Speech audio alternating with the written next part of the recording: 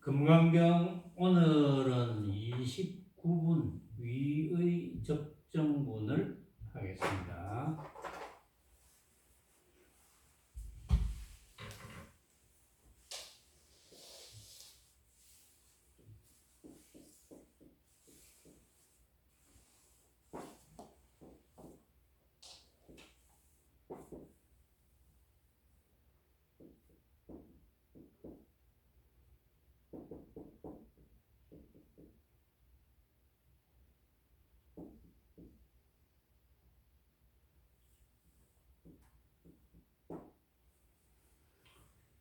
적적 고요한 거동분 이렇게 번역이 되어 있어요. 적정 위가 적정한 분이다. 위 가춤이 고요하고 고요한 분상. 자, 본문을 소개하고 이야기를 해봅시다. 부처님께서 수보리야, 만약 사람이 있어서 열애를 만약 온다든지 만약 간다든지 만약 앉는다든지 만약 눕는다든지로 이룬다면 이 사람은 나의 말한 바의 뜻을 알지 못함이니 무슨 까닭으로 쓰이냐.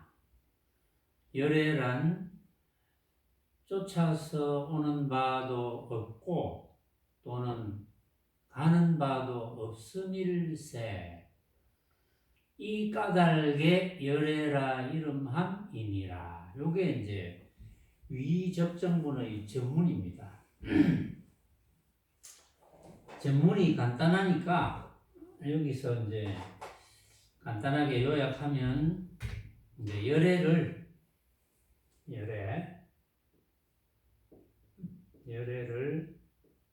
열애는 이제 같을 여자에 올레자거든요. 오는 듯 이런 뜻인데 번역을 하면 열애를 만약에 어떤 사람이 있어서 온다든지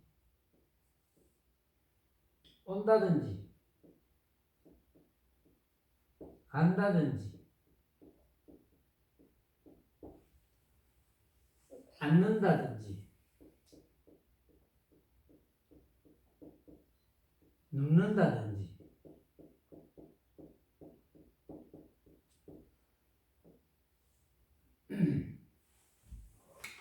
조금 더 이제 알아듣기 쉽게 이야기하면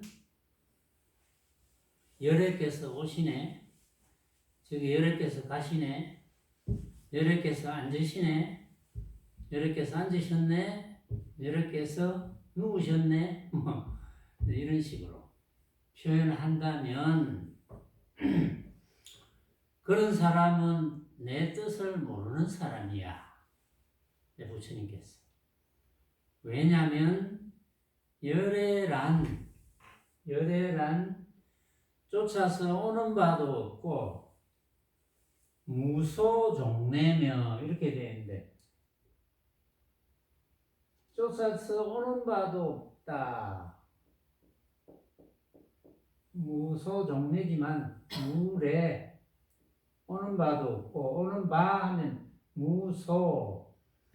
무소종래 가는 바도 없다. 무거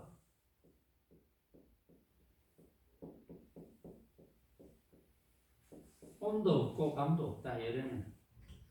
열애는 온도 없고 감도 없는 상태가 열애인데 왜 부처님께서 오시네, 부처님께서 가시네, 부처님께서 앉으시네, 부처님께서 누우시네 이렇게 하느냐. 그렇게 하는 것은 내 뜻을 모르는 것이야. 그러니까 그렇게 하지 마. 이제 이런 뜻인데, 알듯하죠. 이게 무슨 뜻인지. 알뜻만 가지고는 안 됩니다. 알뜻. 아는 듯, 여지거든요. 여지 아는 듯. 문법적으로 성립이 되는지 모르겠지만 여지 아는 듯 모르는 듯.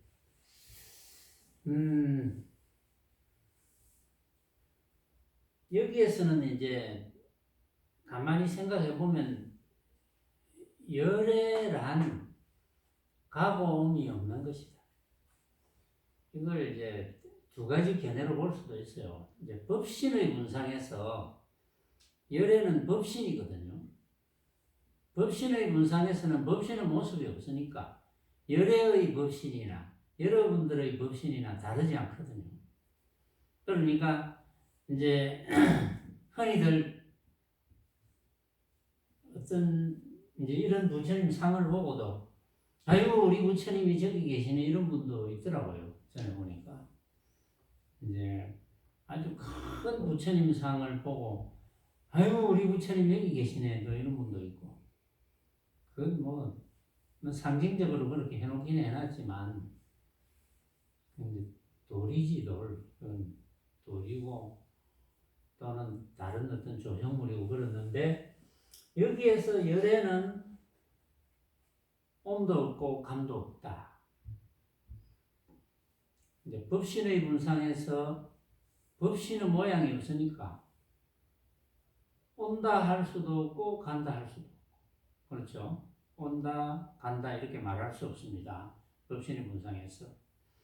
그런데 또 한편으로는 온다거나 간다거나 하는 모양을 짓지 않으면 그러니까 이제 온다 하는 모양도 우리가 온다 누가 온다 부처님이 온다 오신다 또는 뭐 여러분들 중에 내 친구가 저기서 오네 라든지 또 부처님이 가시네 내 친구가 저리로 가네 라든지 온다 간다 이런 말도 우리가 만들어 가지고 지나가는 거는 간다고 하고 오는 거는 온다고 하고 이렇게 말을 만들어서 쓰는 거잖아요. 그래서 간다 온다 이것도 하나의 변견으로 보면은 간다 온다도 우리가 생각으로 만드는 거거든요. 간다는 생각 온다는 생각으로 만드는 거니까 그 생각으로 만든다는 것을 알면 그 자체가 각자가 생각으로 만든 허망한 헛개비인 줄 알아서 바로 중도가 되는 것이고 중도가 되니까 바로 해탈이 되는 것이다. 해탈이 되었으니까 열애라. 이렇게 해석을 해도 되는 거예요. 이렇게 해석하나 저렇게 해석하나 이제 알아들으면 되는데 부처님의 가르침의 어떤 그 원론적으로 다시 이제 한번 들어가 보면 부처님의 가르침은 어디에서 무슨 책을 봐도 제대로 쓰여진 책이라면 부처님의 가르침은 어쨌든 중도라는 것을 빼고는 그 이야기를 할 수가 없습니다. 부처님의 가르침은 무조건 중도예요. 중도라는 말을 빼면 부처님의 가르침이 있을 수가 없습니다.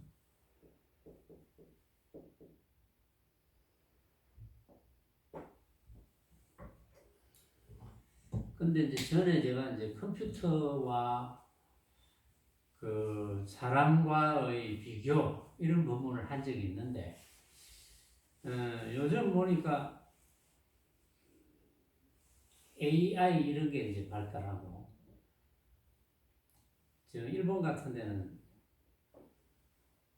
부처님 형상의 로봇을 만들어 놓고 거기에 부처님의 그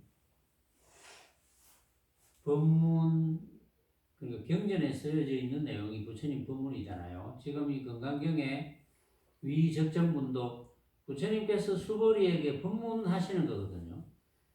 이제 그런 걸 녹음을 해가지고 이렇게 이제 틀어준대요. 절에 가면 신도들이 오면 그 스위치를 탁 누르면 부처님 상이 로봇이에요. 그러니까 부처님 상이 녹음된 뭐 건강경이면 건강경 이런 부분을 틀어준대. 그럼 처음 막 거기서 절을 하고 난리를 한답니다. 이제 그런 기사를 지난번에 제가 한 번 본 적이 있어요. 일본에는 그렇게 한다고. 그런데 그거는 이제 부처님 경전이기는 하지만 그건 사실은 이제 생명이 없는 거죠. 부처님 경전도 아는 사람이 이야기해 줘야지. 그냥 뭐 읽어만 준다고. 지난번에도 그런 이야기를 했잖아요. 경전을 나는 몇 번 독송을 했습니다. 매일 아침마다 건강경을 일독을 합니다. 그게 무슨 소용이 있어요? 일독. 내용을 알아야지. 내용을 모르면 그거는 뭐 아무 소용이 없는 거예요. 그건 쓸데없는 짓이지. 내용을 알기 위해서 노력하는 것. 내용을 알기 위해서 뭐 인터넷도 좋고 유튜브도 좋고 어디도 좋고 또 누구를 찾아가서 누가 뭐 참 대단하다 하더라 하면 가서 이제 그걸 묻고 그래서 내 것으로 만들어야지. 그래야지 그게 효과가 있는 거지. 안 그러면 우리가 건강경을 이걸 처음부터 끝까지 다 외우면 무슨 소용이 있겠어요? 뜻을 모르고 외우면. 물론 짧은 반야신경도 이제 대부분 외우는 사람이 많잖아요. 그 뜻을 모르고 외우면 그게 무슨 소용이 있겠어요?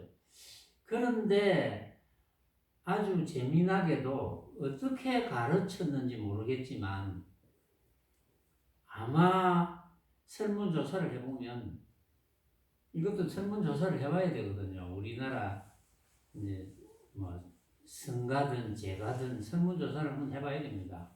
예를 들면 금강경을 처음부터 끝까지 다 외워서 하루에 이제 일독을 한다. 이게 조금이라도 공덕이 되겠습니까? 안 되겠습니까? 이런 어떤 설문조사를 한다면 모르긴 몰라도 한 90% 정도는 그 공덕이 안 되겠습니까? 이렇게 생각할 가능성이 충분히 있어요.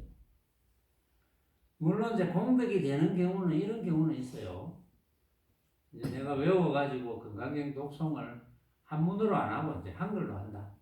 한글로 건강경 독송을 쭉 하는데 어쩌다가 그 한글로 독송하는 걸 들은 분이 이거 뭔가 있는 것 같은데 인연이 신기해지니까 그만큼의 효과는 있겠죠. 근데 그런 것이 아니라면 뜻도 모르고 본인이 중얼중얼 한다면 아무 소용이 없는 거예요.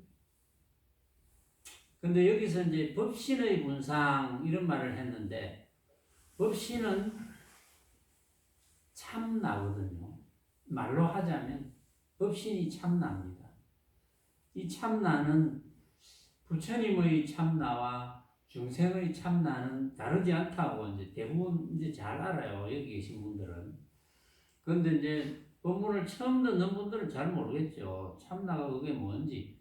그래서 제가 이제 비유를 이제 전에 컴퓨터와 비유를 했거든요. 로봇과 비유를 한번 해볼까요? 요즘 뭐 일본에서도 로봇이 있다 하니까 한번 비유를 한번 해봅시다. 로봇과. 이제 사람이 여기 있고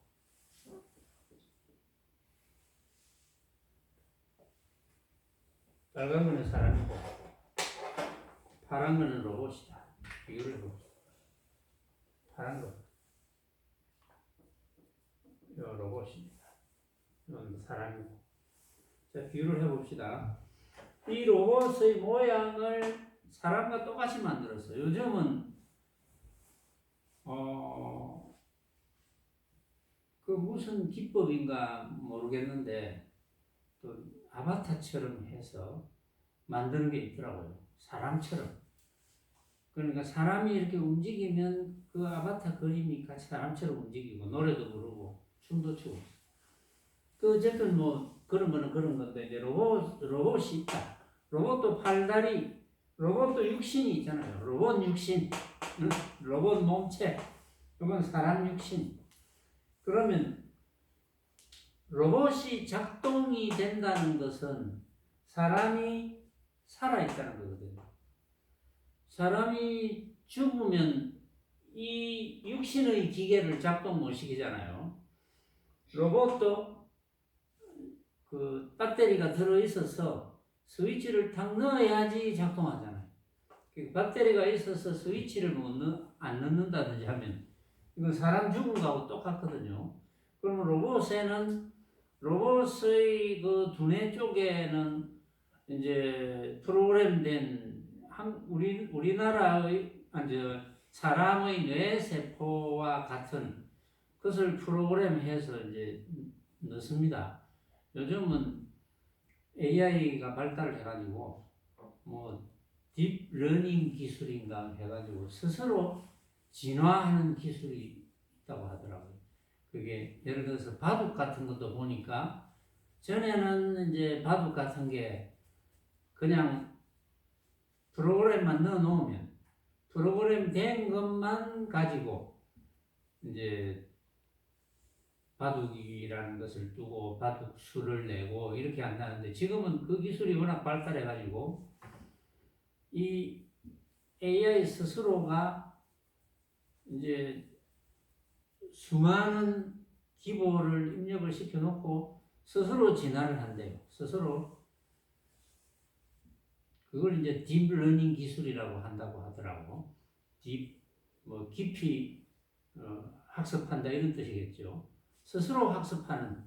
근데 이게 이제 어디까지 학습하는지 모르지만 아마도 아무리 학습해도 그 학습하는 방법을 만들어 놓은 것도 사람이니까. 근데 이제 일반 사람도 이제 지난번에 어떤 신문인지 잡지인지 보니까 우리 사람의 뇌세포 숫자가 이제 예를 들어서 몇백억인가 된다는데 그 중에서 우리가 죽을 때까지 사용할 수 있는 뇌세포가 활용할 수 있는 뇌세포가 한 30% 정도밖에 안 된다. 나머지 70%는 사용을 제대로 못 한대요. 뇌세포를. 근데 그걸 사용을 다 하게 되면 이제 무슨 문제가 일어날지 잘 모르지만 그거는 또 과학자들이 연구를 하겠죠. 그런데 이제 어쨌든 간에 이 로봇과 사람을 이제 비유를 해보면 로봇은 요즘은 또 AI를 이용해가지고 무슨 그림도 그리고 그 생활에 대한 질문을 하면 온갖 자료들을 찾아가지고 스스로 이제 기억해 놓은 것, 입력되어진 것을 가지고 답을 한대요. 그러니까 시도 짓고 수필도 쓰고 하는데 그거는 전부 어쨌든 간에 그동안 수많은 사람들이 이루어 놓은 것이 입력되어진 것을 순혈조합해서 끄집어내는 거니까 어떤 특별한 창의력이라든지 이런 건 없겠죠. 그런데 이제 비유를 이제 왜 하느냐 하면은 예를 들어서 로봇이 살아있다 하는 것은 그 스위치를 넣어야지 살아있게 되는 거거든요. 그러면 로봇은 누군가가 스위치를 넣어줘야 됩니다. 예를 들어서 배터리가 안에 장착되어 있다고 하더라도 충전되어 있다 하더라도 누군가 스위치를 작동시켜줘야지 작동이 되잖아요. 그럼 이제 사람은 무엇하고 같으냐? 그걸 로봇을 작동시켜주는 역할을 하는 것이 사람 육신을 작동시켜주는 역할을 하는 법신, 참나하고 같은 거예요. 근데 이걸 이제 여태까지는 만약에 어릴 때부터 우리 몸뚱이가 나다. 이런 고정관념을 가지고 있는 사람, 몸뚱이만이 나다. 대부분 그렇잖아요. 이 사실을 모르는 사람들은 몸뚱이만이 나라 그러죠. 몸뚱이가 나다. 그리고 이제 몸뚱이에 저장된 내 세포, 또 내 세포에서 만들어지는 여러 가지 내 감정, 생각, 재주, 이 육신을 가지고 부릴 수 있는 재주, 그걸 실력이라 하잖아요. 나타낼 수 있는 실력, 이제 이런 걸 나라고 하잖아요. 전부 나라고 하는데 그렇게 고정된 분들은 처음에 언뜻 이해하기가 힘들 거예요. 아, 로봇에 배터리가 장착되어 있지만은 그걸 사용을 하려면 누군가 스위치를 작동시켜줘야 된다. 요 스위치를 작동시켜주는 역할을 하는 것이 법신이요 참나요 마음이라고 한다는 것. 이제 이것을 알기가 어렵거든요. 그걸 처음에 가르쳐 준다고 해서 누가 인정을 하겠습니까? 어떤 사람은 그걸 누가 믿습니까? 이런 분도 있었거든요. 그걸 누가 믿습니까? 하고 달라가는 사람도 제가 봤거든요. 그러면 본인이 안 믿는다는데 그걸 어떻게 합니까?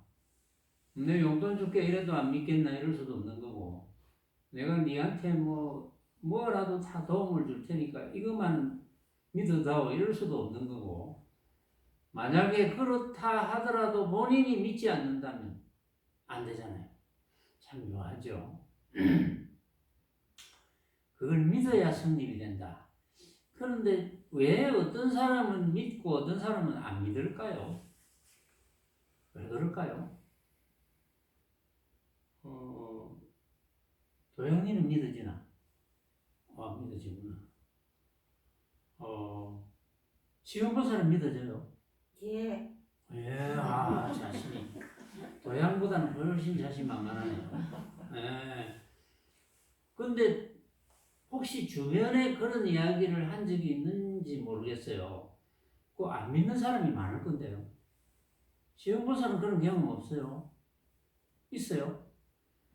아예 이야기를 안 해봤구나. 이야기해보면 그걸 어떻게 믿어요? 이런 사람이 있어요. 틀림없이. 이제 여러분들은 그걸 다 믿으니까, 인지하니까, 인정하니까 그게 또 깨달음이거든요. 그게 믿을 수 있다는 것, 깨달음이 없으면 믿을 수 없습니다. 믿을 수 있는 깨달음이 있다는 것. 그게 아주 중요한 깨달음인데, 중요한 관문이거든요, 그게. 그런데 그게 잘 안 믿어진다 그래요. 그런데 왜 누구는 믿어지고 누구는 안 믿어질까요? 그거는 딱 하나밖에 없습니다. 인연입니다. 인연. 과거에 우리가 육신의 분상에서는 나고 죽고 윤회가 있어요.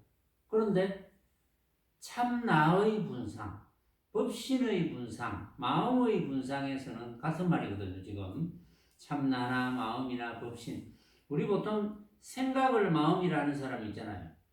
일반 사람들은 오늘 내 마음이 슬프다 이런 표현을 하거든요. 그건 마음이 아니고 생각, 슬픈 생각이거든요. 그 마음 말고 법신, 참나, 마음. 이제 자꾸 마음을 가지고 또 여러 가지로 이야기하니까 그래서 이제 헷갈리는 거죠. 법신, 참나. 법신, 참나를 이제 믿게 되는 인연.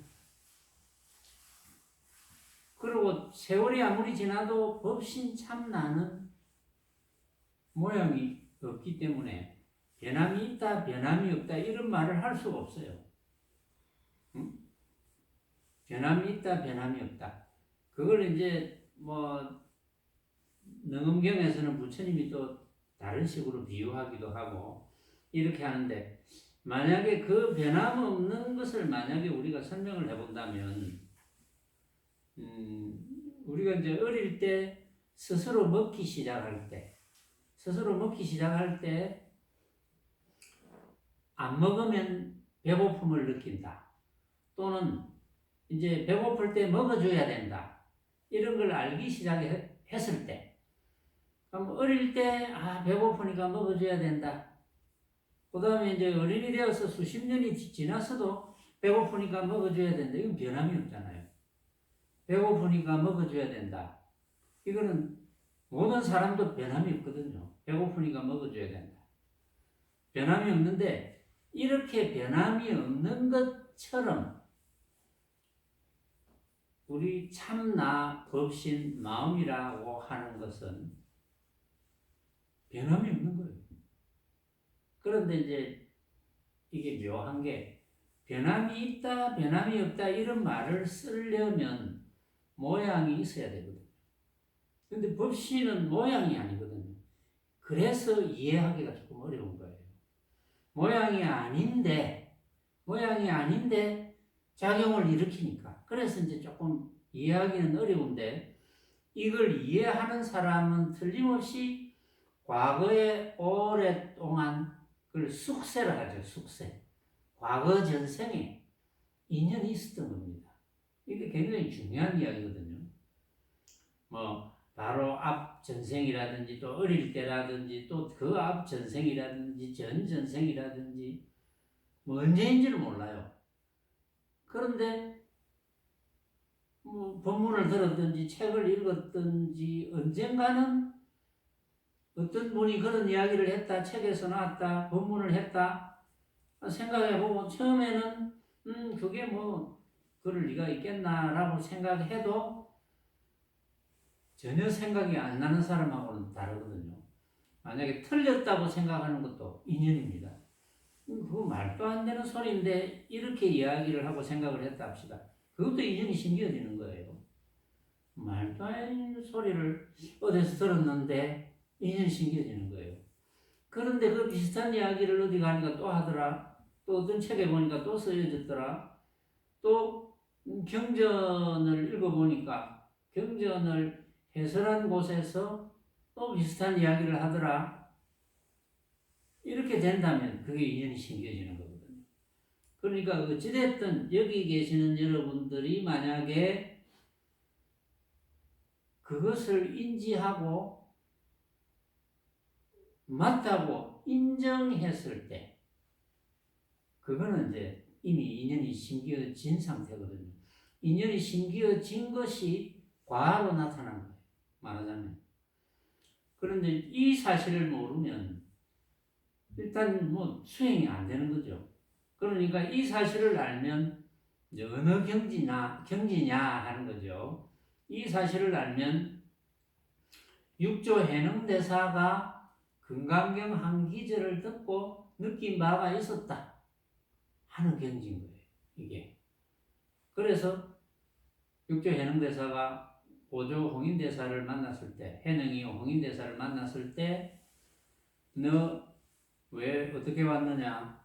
부처가 되려고 왔습니다.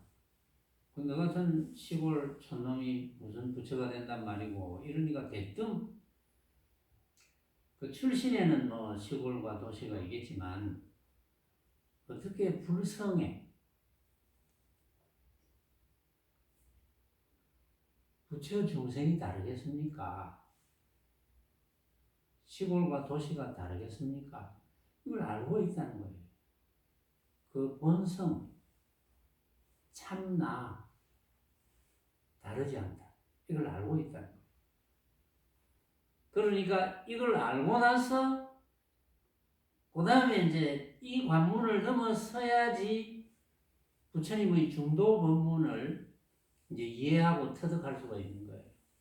이 관문을 이제 넘어서는 길이 어렵지도 않거든요. 자꾸 듣고, 그렇겠네, 이제 인정하고 스스로 무릎을 치면 되는데, 그래야 그 다음에 이제 중도 법문을 이제 이해를 할 수가 있는 거예요, 이게. 그런데 이제 부처님의 중도 법문이 그렇게 어려운 것도 아니거든요. 어려운 것도 아닌데, 왜 수많은 사람들이 부처님의 중도 법문을 제대로 이해하지 못하고 터득하지 못하느냐. 이것도 아주 재밌는 현상이에요. 부처님께서 새벽별을 보고 도를 깨치고 제일 먼저 중도 법문을 했잖아요. 중도 법문을 했을 때 그때는 교진여부터 시작해서 5 제자가 쉽게 깨달았습니다. 부처님의 법문만 듣고 다 깨달았어요. 중도를. 그런데 이게 왜 세월이 가면서 점점 부처님의 중도 법문을 깨닫지 못하는 그런 상태가 됐을까? 그리고 지금은 이제 우리가 지구상의 80억 인구가 부처님의 중도 법문을 세계 온갖 언어로 다 번역해서 그대로 다 들려준다고 하더라도 이걸 깨닫기가 힘들어요. 왜 깨닫지 못할까요? 이것을. 이 어렵지 않은 법문을 부처님께서 어렵지 않게 법문하신 것을 왜 수많은 사람들이 이해하지 못하고 터득하지 못할까요? 이해하고 터득한다, 이해하고 깨닫는다, 이것도 특별한 말이 아닌 거예요.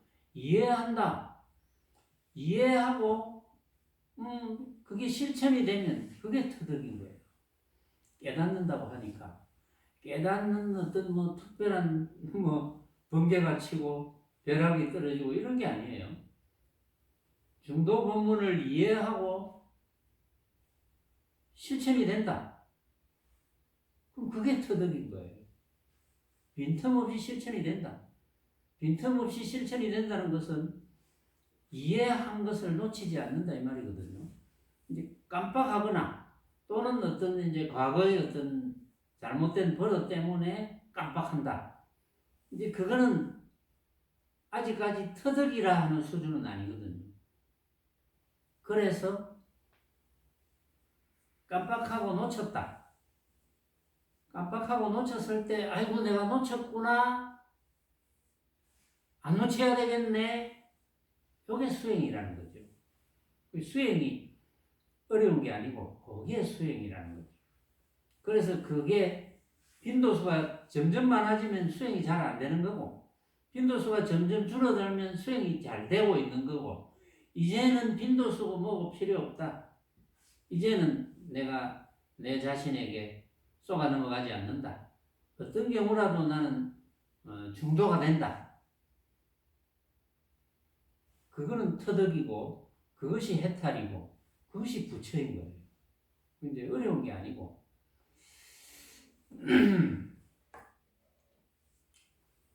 오늘 이제 그 부처님을 열애를 오신다, 가신다, 앉으신다, 누우신다 이런 표현은 이제 안 된다고 그랬죠. 이제 모습에 관한 표현 안 된다고 그랬는데 그 앞에도 이제 이런 이야기가 있었죠. 26분의 그 법신 비상문에도 약이색견화 이음성구와 시는 행사돈이 물론견열애니라. 만약에 나를 색으로서 구하고 색은 모양, 빛깔, 이제 색, 빛깔이라는 모양, 이 음성구와 음성으로서 구하고 이런 거룩한 음성은 부처님일 거야. 음성으로 구하고 하면은 이런 사람은 삿된 도를 행하는 것이니 그거는 절대 열애를 배울 수 없다. 그런 사람은. 그러니까 비슷한 내용이죠. 부처님을 어떠한 모양이라도 이제 이런 부처님일 거야. 그 사람들을 속인다고 뭐 예를 들어서 로봇 같은 데서 금색을 칠해놓고 이마에 뭐 무슨 빛을 이렇게 반짝이게 해놓고 거기서 이제 건강경 법문을 하고 있으면 아이고 부처님이 오셨구나 이렇게 착각들을 많이 할 거거든요. 그것도 모습이잖아요. 왜냐하면 이마에서 광명을 놓고 무엇이 어쩌고 저쩌고 이런 경전에 부처님에 관한 묘사가 좀 있어요. 32상 80종호에 대한 이야기. 근데 그런 모습에 관한 이야기를 많이 듣고 부처님을 모습적으로 판단하려고 하는 것은 전부 삿된 도다. 이렇게 이제 이야기를 했거든요. 그러니까 그걸 이제 잘 아셔야 되고.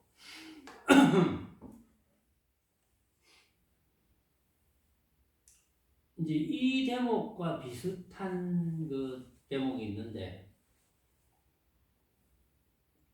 부처님의 가르침은 어쨌든 부처를 어떠한 모습이라도 이제 판단하면 안 되고, 단지 온갖 모습을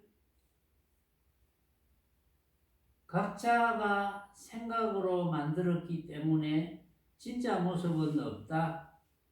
이렇게만 이해한다면, 각자가 생각으로 만들었기 때문에 진짜 모습은 없다.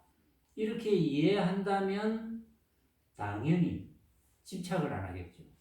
집착을 안 하니까 뭐 안타까울 것도 없고 뿌듯할 것도 없고, 그렇죠.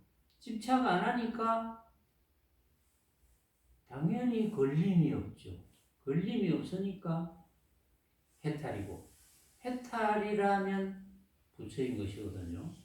그러니까 뭐 중생의 삶을 살든 부처의 삶을 살든 그거는 본인이 결정하는 거니까, 어떠한 경우라도 내가 집착하지 않아서 해탈의 삶을 살면 그걸로 끝인 거거든요. 왜냐하면 해탈의 삶을 사는 주체는 바로 부처니까. 해탈의 삶을 사는 주체가 바로 부처잖아요. 주체가 부처니까 부처가 해탈의 삶을 살아야지 무슨 삶을 살겠어요, 부처가. 그러니까 자동적으로 해탈의 삶을 살게 되어 있거든요. 부처님의 중도 본문만 잘 이해하고 실천한다면 그럼 뭐 저절로 그렇게 되게 되어 있겠죠. 그래서 그 앞에 건강경에도 이런 말이 있었죠.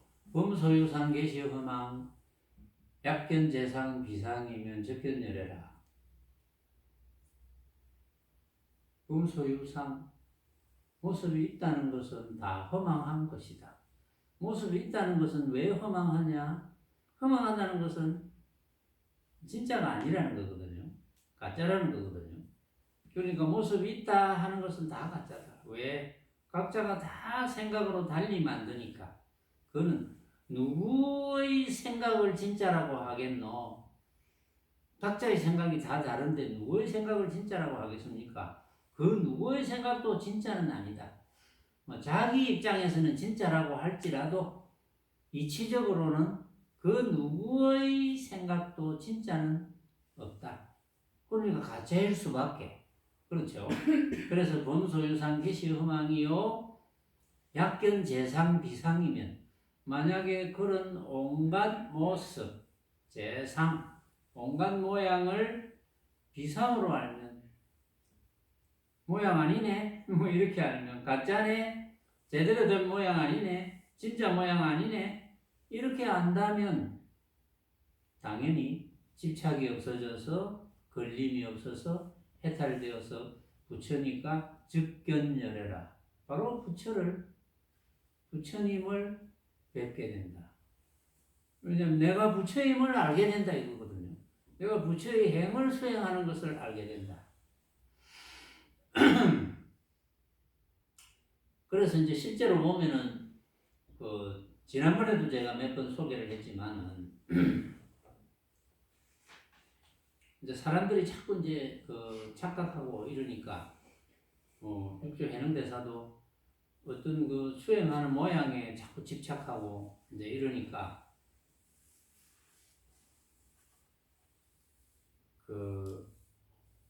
제자들이 다른 데서 배우다가 온 제자들이 많았잖아요. 전에도 이야기했지만 육조 해능대사 시절에도 육조 해능대사와 다른 길을 따라서 고조 홍인대사 같은 제자 중에도 이제 북쪽으로 간 신수도 있고, 신수는 이제 황제가 불러가지고 이제 왕사가 됐죠. 국사가 되었는데, 그런데 신수 대사 같은 경우는 이제 기록에 의하면 중도를 확철대오를 못했다. 이제 라는 생각이 들거든요. 그렇다면 이제 뭐 자선 수행을 많이 시키겠죠. 또 달마대사가 중국으로 들어올 때 달마대사와 관계없는 루트를 따라서 또 자선하는 이런 방법이 전해졌겠죠.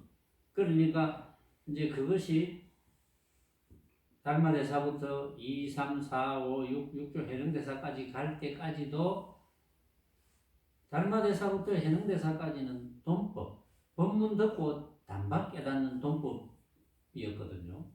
단박 깨달으면 끝이지 뭐야 도대체. 단박 깨닫고 중도를 단박 깨달아서 실천하면 그게 해탈이지. 그게 부처지. 뭐야? 이제 이런 게 원래 부처님의 가르침이거든요.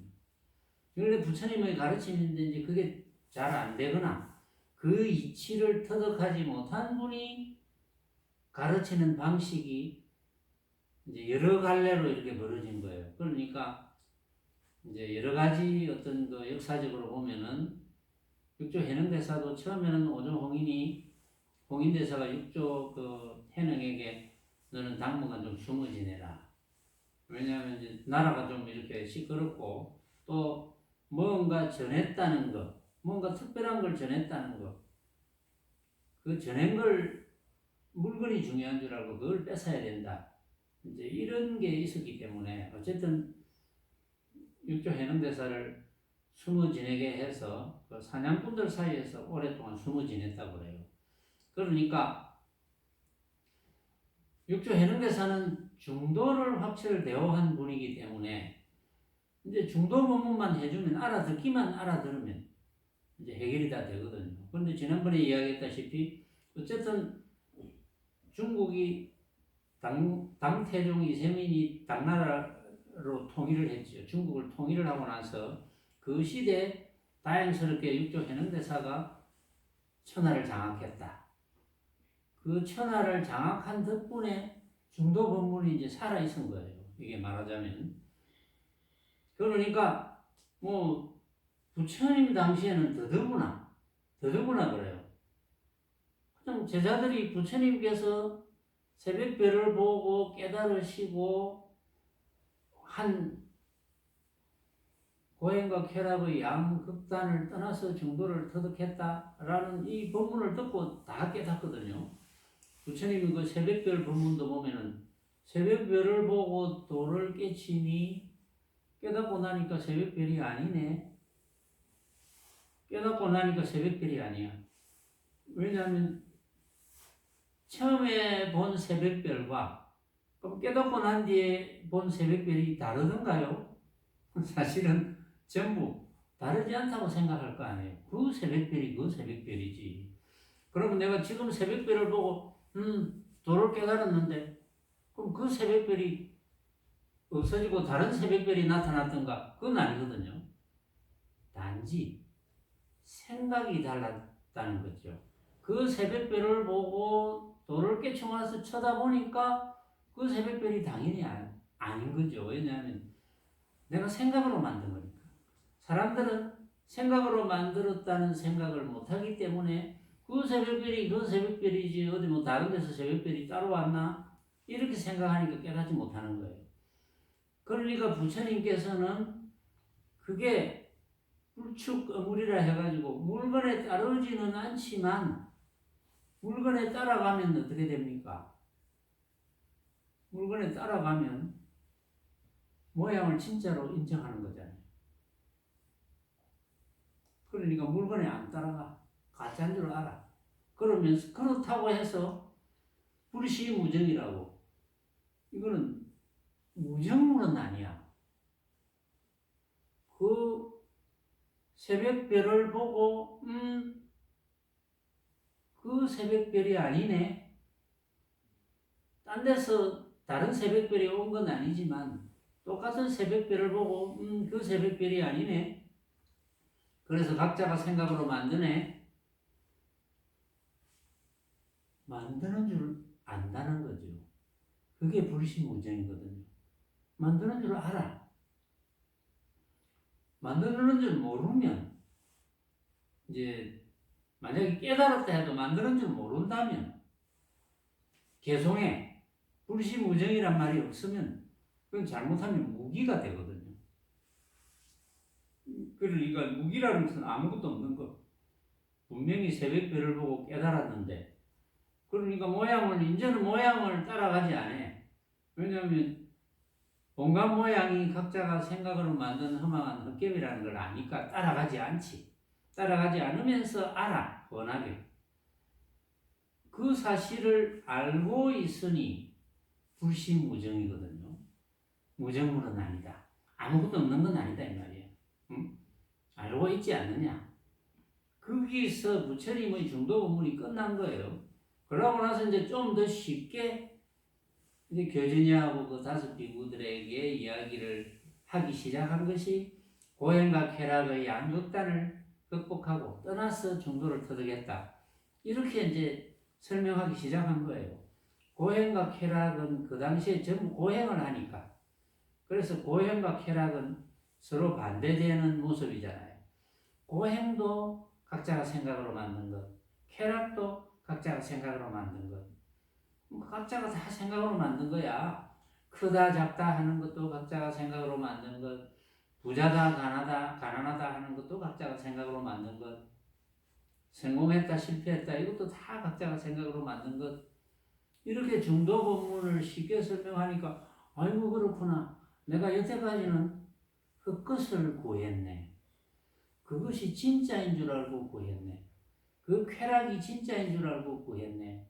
각자가 다 달리 느끼는 것을. 그렇다고 그것을 부정하지는 않잖아요. 우리가 괴로움을 느끼거나 쾌락을 느끼거든요. 그렇죠. 되게 목마를 때, 정말 참 시원한 물 한 잔 탁 하면 그 쾌락을 느끼거든요. 그런데 되게 배부르는데 이 드무라 이거 정말 세상에서 귀한 거다 하면 자꾸 먹이면 그것도 괴롭거든요. 말하자면. 그런데 이제 그런 쾌락과 고행, 쾌락과 괴로움 이걸 느끼지 말라는 건 아니거든요.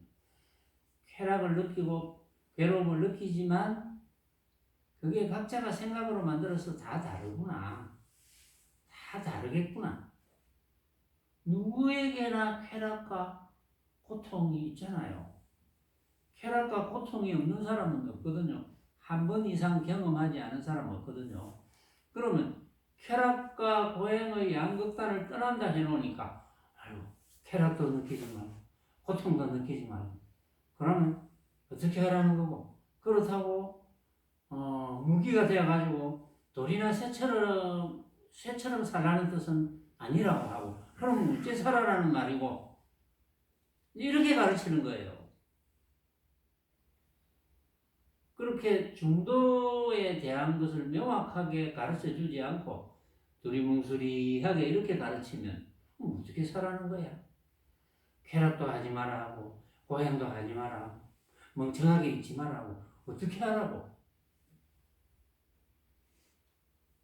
그걸 어떻게 해야 되지? 이것이 일반적으로 공부하는 사람들의 심리입니다. 근데 그런 분들이 중도라는 그런 게 아니다. 쾌락을 느끼지 말라는 게 아니다. 고행을 느끼지 말라는 게 아니다.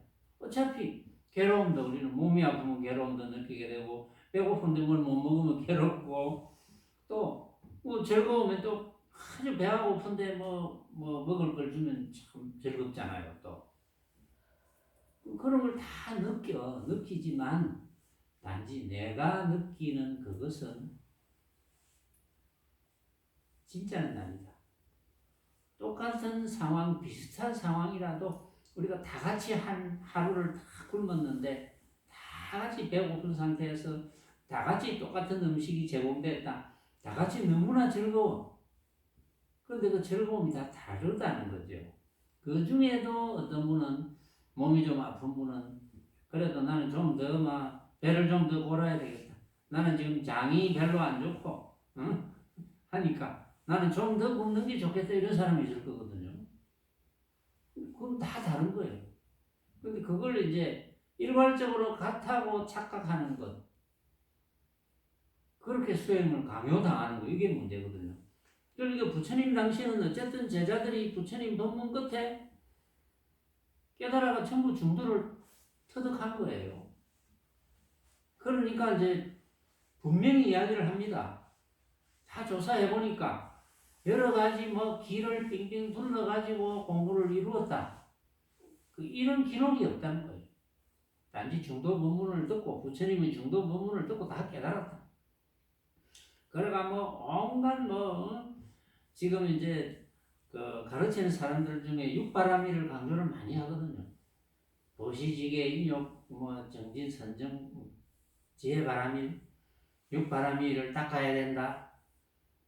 부처님 당시에 그런 이야기가 없었습니다. 단지 중도만 터득하면 돼. 그래서 뒤에 이제 육바람일을 설명할 때 그러면 보시바람일이라 합시다. 지난번에 인욕바람일 이야기를 했잖아요. 보시바람일 준다. 그럼 뭘 주느냐? 그러면 이제 확철되어 왔는 어떤 선사는 두 가지 성품을 버리는 것이다. 이렇게 이야기합니다. 응? 그게 이제 중도 법문이잖아요. 쾌락과 보행의 두 가지 성품을 버린다. 그게 진짜가 아니라는 걸 안다.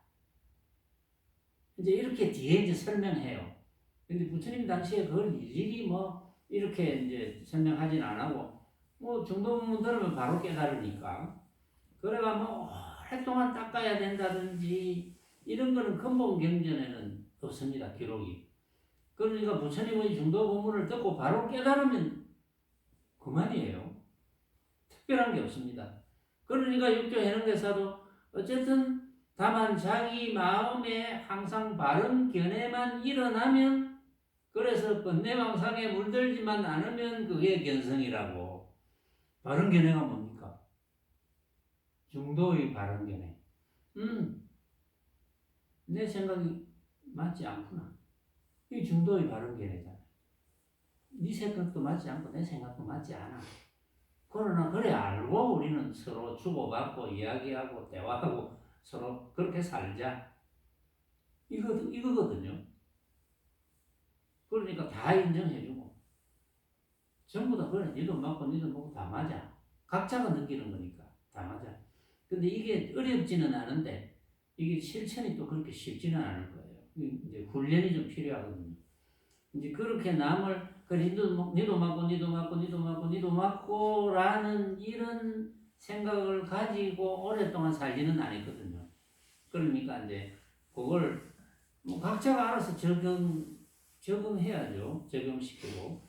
그러니까 어쨌든 그렇게 하면 그게 견성이다.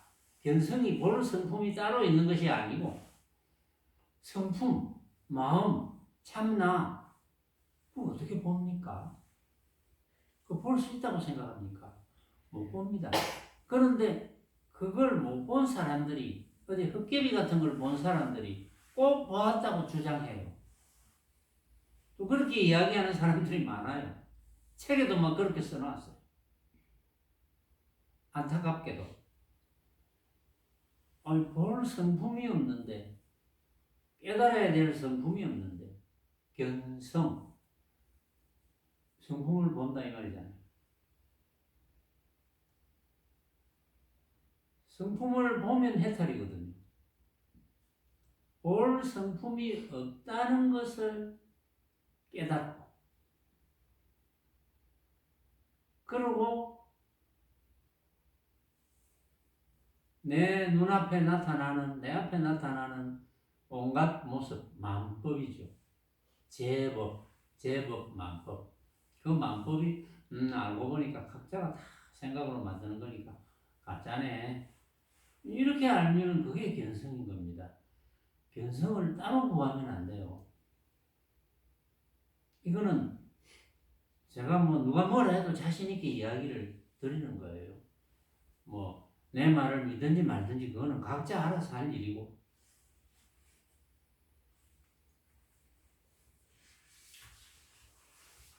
그래서 이제 중도를 터득하면 된다 했고,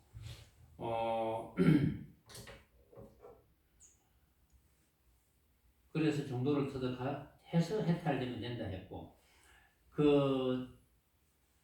석가모니 부처님이 7번째 부처님이라 그랬잖아요. 현급에 7번째 부처님이고, 첫 번째 부처님이 비바시 부처님이고, 네 번째 부처님이 구류손 부처님입니다.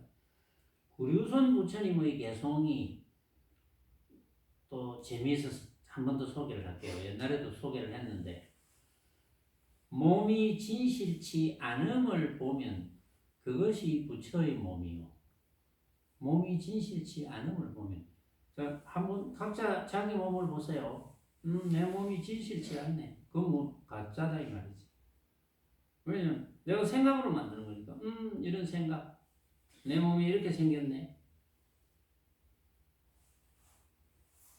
또다시 내 몸이 이렇게 생겼네 하면 그거 안 맞거든요. 그거 틀려요. 내가 100번 생각하면 내 몸에 대해서 100번 생각하면 100번 다 틀려. 그것이 부처의 몸이라고 그랬어요. 그러니까 몸이 가짜네 이런 걸 내가 알았다. 그럼 그 몸이 부처의 몸이야. 그러니까 부처라는 거지. 그래 알면 부처다 이 말이거든. 내 몸이 가짜네 이래 알면 부처야. 두 번째 개송에 마음이 요술 같음을 알면 그것이 부처의 요술이다. 마음이 요술 같음을 알면 부처다. 이 마음은 생각이 요술 같네. 왜냐면 진짜가 없으니까. 갑자기 생각이 퍽 일어났다가 갑자기 사라졌다가 진짜 생각이라는 건 없어. 우리가 먹는 걸 생각해도 진짜 생각이라는 건 없어. 빛깔, 소리, 냄새, 맛, 감촉과 여러 가지 방법들. 거기에서 진짜 생각이라는 건 없어. 그래야 알면 부처야. 이거거든요. 내라는 것, 진짜 나라는 건 없네? 생각으로 만드니까 부처야. 내 생각, 진짜 생각이라는 건 없네? 부처야. 몸과 마음의 본래 성품이 텅 빔을 알면 본래 성품이 텅 빔, 몸과 마음의 본래 성품이 텅 비었다. 텅 비었다는 건 뭡니까? 걷어잡을 것 없다는 건데 사실은 가짜라는 걸 알면 이런 뜻입니다. 내 몸과 마음이라는 거는 생각이거든요.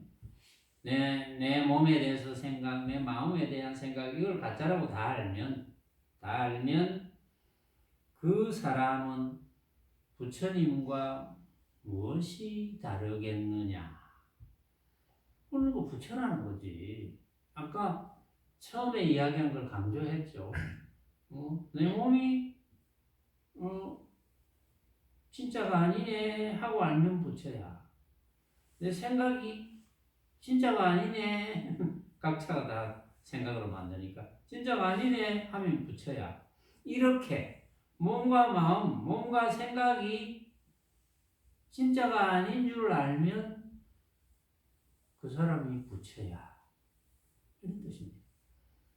어렵지 않죠? 아주 쉽죠?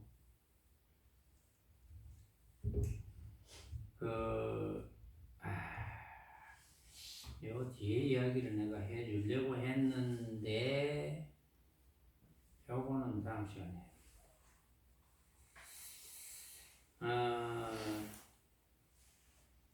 그 유마경에서 그 사리불과 천녀의 그 해탈에 관한 이야기가 굉장히 이제 재미있어서 제가 이제 옛날에 찾아놨었는데, 해탈.